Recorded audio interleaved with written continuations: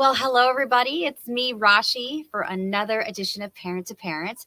I'm so glad that we're talking about this topic because a lot of parents have asked me about it, inquired about it, myself included. Let me tell you. So, when we talk about viruses in children, it's like when you have them at home, especially the little ones, you're like, okay, I can make sure they're okay and in a bubble. Not that I'm telling you to put them in a bubble, but then they go out into the real world, which is school, and they're exposed to all kinds of things. And um, it's there's these viruses that are out there that your child may get, and you could be as cautious as you think you are and still get them. Just recently, my daughter, she's 3. You all following me know. She just woke up one day in the middle of the night with this awful, like, barking cough, and she was just like breathing really heavy, and it was so scary, and she had a fever, and it was awful, and I'm like, what in the world? And I took her to urgent care, and they said it was croup, and I'm like, what? Where did that even come from? And she had to be on antibiotics and all of that. It's just scary when you don't know what symptoms to look out for, or you think that my child's probably not going to get anything. But unfortunately, that's not the case, especially with COVID-19. You probably see national stories about how it's on the rise when it comes to for children. It might not be as serious as before, but it's still on the rise. Also, flu is probably going to be on the rise as well. And also RSV, especially in younger children. And I'm not talking because I don't have an MD. So let me bring you somebody who does. Like, what in the world, Rashi? Why do you keep talking about this? So I have Dr. Sapna Singh. Thank you so much for being here today. Thank you for having me. Yes. So when it comes to these 3, what's being called a tripledemic, what are you seeing that's concerning right now? Well, most recently, we've seen a slight tick up in our COVID-19 cases. So I can definitely tell you that in the last 3 weeks, we went from maybe a trickle to pretty much almost anyone I suspected last week in clinic was positive. It's very much coinciding with the start of school. All the kids are back together again, and that creates an environment that allows for viruses to spread. And this is that time of year when we start to see some of them pop up now.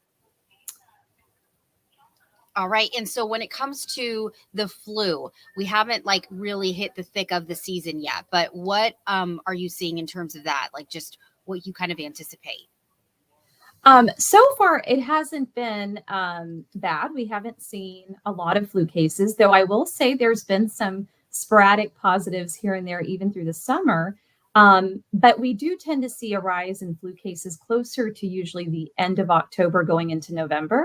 I suspect the warm weather has kept some of the viruses at bay, but as soon as we start to see a small drop in that temperature, you'll begin to notice that there will be definitely a rise in those fall and winter viral illnesses, flu being one of the bigger ones for sure.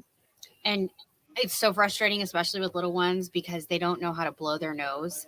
And so I'm like, pretend you're blowing a balloon with your nose. It's all these tricks you have to do. Cause I mean, you have the sucker thing, whatever, too. So like for infants, you have to do all those things. And anyway, that's a whole nother situation. But I wanted to bring about some of the most commonly asked questions. So we were going to go ahead and go through those. I know one of the things when I was talking with you before, the most common question you get is, well, just how do I keep my children healthy? And what is your response to that? I mean, there's multiple things that go into keeping kids healthy. And so, the basic things that we really recommend, especially because many of these viruses do have vaccines for them, is to, first of all, keep yourself updated when it comes to the viruses. Having the vaccine helps to prevent the most serious complications. We know for a fact that flu sends children to the hospital, the ICU, and can cause fatal consequences in many children, even healthy children. So there's a misunderstanding sometimes that it only affects kids with underlying conditions. But we've seen flu in the past even take a very healthy child and cause really serious consequences for them. And so the vaccine, in our experience, limits the severity of the symptoms and also can help to limit the amount of time a child is sick. So when you're looking at something like the flu, 7 to 10 days versus 2 days of just a mild fever or cough congestion, most Right. parents are going to err on the side of the 2 days and having their kid turn around and bounce back quickly. With COVID, we've also seen the same rate of decline in severity of illness. We notice that children who are vaccinated tend to have much milder symptoms, some to the point of being asymptomatic at times. So the whole family is positive, and one of the kids is doing fantastic, no symptoms at all. And this season, with RSV being one of the viruses that we tend to see in the fall, there is hope now that we're finally going to be able to vaccinate against that as well. It will be a monoclonal antibody, but definitely, I think getting those preventative measures with the vaccinations and the antibody will be super helpful. Now, what else can you do? Mhm. Making sure that you teach your kids kind of hygiene in terms of how to not spread viruses. We tend to have more spread with close contact, airborne, and also just from touching or eating and drinking after one another. So teaching kids to just something as simple as washing your hands, 30 seconds at least, soap and water, and rinsing off and using hand sanitizer when you can't get to soap and water. That makes a big difference. Not touching your face. Don't touch your face. If you touch your eyes, you rub your nose, you tend to spread the illnesses much more quickly. And then eating healthy, sleeping healthy. That's a really big one. Mhm. And just staying active in general in terms of keeping our kids, healthy. When you see your pediatrician at your regular well checks, these are the things that we always go through because a child is going to be exposed to viruses. We know that's going to happen. But the goal here is to make sure we give them all the best preventative measures we can so that they can kind of fare the season without having too many problems. Definitely. And when it comes to viruses, I know we're talking about RSV, COVID, and the flu, but there's a lot of others too. I was talking about croup. Like, I didn't even know what that was, but apparently that's also something that's very common right now among children. Yes. So croup is typically caused by another class of viruses called your para-influenza viruses. They tend to kind of float around in the same season, along with rhinovirus, which is your common cold. Though we've seen slightly more significant symptoms in the last year or two post-COVID, multiple reasons may be due to that. And then adenovirus, and many times even our stomach viruses, which tend to float around. Norovirus is a one that people recognize. That tends to kind of show up later in the winter. But certainly, COVID, RSV, and flu are not alone. And that's why last year we actually had one of the most significant cold and flu seasons we've seen in a very long time. Record breaking numbers throughout the Texas children's system based on what we had seen last year. So we are crossing our fingers that now that we have the vaccines and we know that we can prevent many of these cases of at least those top three bad actors, Hmm. there's hope that this season will be a little bit kinder to us. And you also mentioned, like with COVID, you were seeing also pink eye, right? Yeah. So interestingly enough, the newer variants have shifted just a little bit away from that common thought process of losing your smell and taste. You remember early on, that was like the key that Hmm. I can't smell anything, I can't taste anything. We've actually seen it shift more towards fever, kind of an itchy, scratchy throat. It's interesting. It's not always a sore throat, but it kind of is that itchy throat. And then, yes, absolutely, pink eye, body aches. Some children present with GI symptoms as well, but Hmm. we most definitely are starting to see that be a new symptom that's more commonly popping up with the COVID infection. Okay. And so what symptoms should they look out for? I mean, we were talking about pink eye, but it just kind of feels like this was another question, which I thought was really good. Like, how, how can doctors diagnose a child when there are different viruses, but they're all kind of similar symptoms, right? So how do you go about doing that? Um, it can be hard because many of them do present very similarly to one another.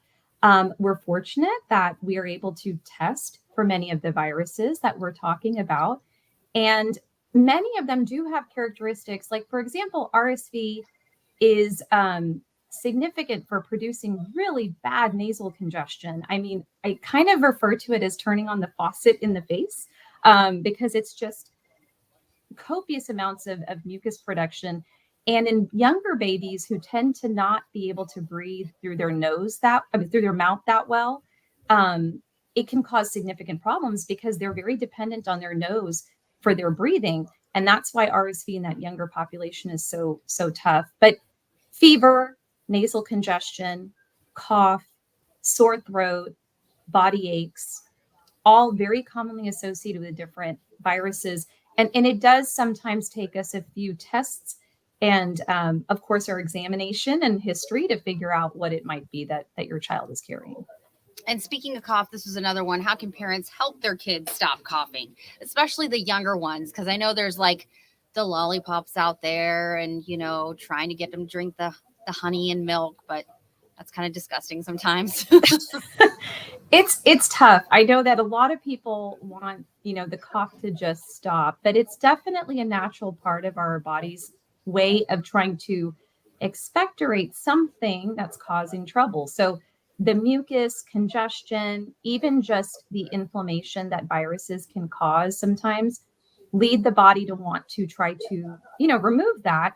So cough suppressants per se are not something I'm a huge fan of. I think most pediatricians try not to be prescribing those or recommending them, but we certainly do these comfort measures and things like keeping the nasal passage clean with saline to kind of keep flushing mucus is always helpful. Humidifiers to keep the air moist. And then, yes, honey is fantastic. It's actually got anti-inflammatory properties in addition to just being able to soothe the throat. But you do have to kind of find a way to trick the kids into taking it. Some kids love it, some kids don't. But honey is by far one of our most natural remedies, though you have to wait till they're 12 months old to be able to use that. So you do have to keep that in mind.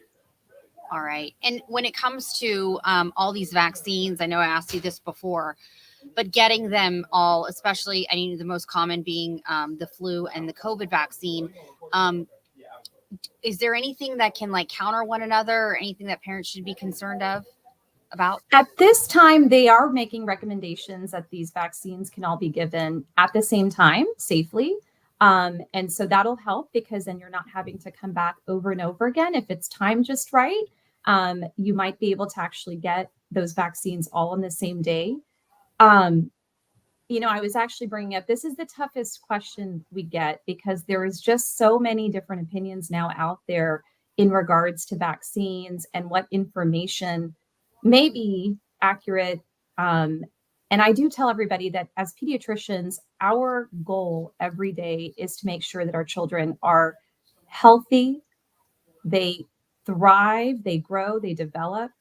And we try so hard to make sure we can prevent them from the serious complications, including fatal complications of many diseases. And so that's where I point out that if you speak with your physician, they will definitely be able to help ease hesitation or questions that you might have. And I highly recommend doing that because at the end of the day, the person you go to and trust to care for your child when they're sick is the same person who's going to give you that advice to help them prevent these illnesses as well. Yeah, definitely. I mean, it's just so, I would say, frustrating when, you're with, and I'm sure you see parents like this all the time when you're like, the parent's miserable, the child is miserable, and we're all just trying to figure out what the best thing is to do. When do you say go to urgent care versus going to the pediatrician? Because I know that sometimes getting in with the pediatrician can be a little bit difficult because you guys are overwhelmed just like all the other doctors as well. My recommendation, it really depends very specifically as well on your child. There are certain children who have underlying conditions that warrant a more rapid response to their symptoms. For example, children who have asthma may develop wheezing much more quickly than a child who does not with the same viral infection. So the same virus in one child may present very differently and more severely right up front. So I tell parents, look at what's in front of you. Look at your child. If this is something that is not normal, the question becomes, can I manage this at home? Which means if I give a dose of Tylenol or ibuprofen, does my baby or my child look like they're kind of back to themselves again and they're still Mhm. eating and drinking and active? Or is there something else going on here that needs to be looked at right away? I do have parents who, at the slightest uptick in temperature, they want to be right in the office. And it can be tough because many times with viruses, it takes a few days for us to even see other symptoms develop. So if it's something that can be managed at home, I think it's a good idea to consider doing that. But taking into account every child is different. And that's Mhm. something that many times it can be hard for parents. I mean, I remember when my kids were little, I'm a pediatrician. I would panic sometimes when I'd see them coughing or not breathing correctly. And I can't tell you how many times I wanted to run to the ER or the urgent care myself. Mhm. But, a lot of times that discussion with my own child's pediatrician and talking through what can I do right now and what do I need to come in for made all the difference, especially in the middle of the night when you're trying to figure out what to do. Many times it's just a matter of talking through it. Yeah, I definitely call my mom all the time because I'm like, what do I do here? I mean, because my sister and I turned out so good. What do I? Seasoned parents are a great Yes, resource as well. They really are. Many times they can tell us to take a deep breath. And, yes, again, I always say, look at what's in front of you, right. And see before you what, yeah. panic. The other thing I've had to like make sure I remember is that a 100 temperature for adults looks different than a 100 temperature for kids because they can still be playing around and be fine. And we're like in bed Yeah, at 100. no questions asked. It, Yeah, it does look very different. Yeah. definitely. Well, the last question I was going to ask is a lot of times parents, because of childcare or whatever the case may be, might feel like, you know what, my kid can still go. They're okay. They're just, cough with your hand, like, in your face or in your, in the elbow. You've taken medicine, you're fine. At what point do you think is a line to where the parents need to figure out a way, while it might be very inconvenient, to keep the child at home? Um, I think that under most circumstances, most people will agree if your child is so uncomfortable, fever, for example, is kind of that's a deal breaker right there. If your child is running temperatures over 100 degrees, they're very likely still infectious, which means other children would be exposed. But B, that's an uncomfortable situation for a child to be in without their parent or family member close by to kind of comfort and treat that. Hmm. Situations like vomiting, diarrhea, where they cannot adequately hydrate and you can't be confident that they'll be able to keep food down or water down, obviously should not be at school, right? That's something we should consider. And anything that's been diagnosed and has a proper protocol for being at home, pink eye, strep throat, COVID-19, there's many illnesses that if you speak with the physician, they can talk you through what is the appropriate time for the child to go back, Hmm. and how long do they need to stay home for that. So that's definitely a question that I urge parents to ask. And I do tell everybody, when kids get a chance to rest, and isn't this so sad that we have to kind of factor work and other priorities with keeping our kids comfortable? I think it's it's Yes. it's a very hard decision. And as a mom myself, I remember being at work some days treating pneumonia and my kids were at home with it. Hmm. And knowing that that just really was hard. It Yeah. was it was hard to be away from them. But they do recover better when they get a chance to rest. And so Hmm. a little bit of TLC, cuddles under covers, things like that, I think make a world of a difference in getting a kid back to where they need to be Yes. quickly. Definitely. No, I get it. Or Yeah. like, just cuddling with my kid. That'd be just wonderful for me to do by myself. Right? It's like, That's I I don't think send my kids home child's with feeling good. prescriptions for hot chocolate or cuddles under covers, just to kind of give them Yes. a chance to recover with all that love and Mhm. care. TLC sometimes is all kids really need. I mean, Yes. they I live feel for like I'm that. really needy, especially with my 6-year-old. Like he wants to like do things by himself. I'm like, but no, but you want to do something with me? Like, do you want to? Wait till they get to I 16. That's That's what where I I am. hear. I'm Yeah, like, I'm not sure that sometimes, my kids even want me around. So I yeah, know. take Like, the cuddles while you remember? can get them. I know. It's so funny because I'm like, remember, I'm the one that like, brought you to this world. And it's like, but how did that happen? Yeah. So he asked me that. And I said, how do you think it happened? And he said, I think they just cut up your leg and you just shook your leg and I came out. And I said, yep, that's what happened. Perfect Yes, explanation. the imaginations are so, so great. Well, Dr. Singh, thank you so much for your time. This is very helpful information for so many parents. Thank you. I appreciate it. Thank you so much for having me. Yes. And thank you all for joining us in this edition of Parent to Parent. I really love all the comments and questions that you all have, and you place at the bottom of the screen there if you have any. Or bottom of this post here. And please keep emailing me, rashi.vats@fox.com, with any questions, concerns, or topic ideas you might have for Parent to Parent.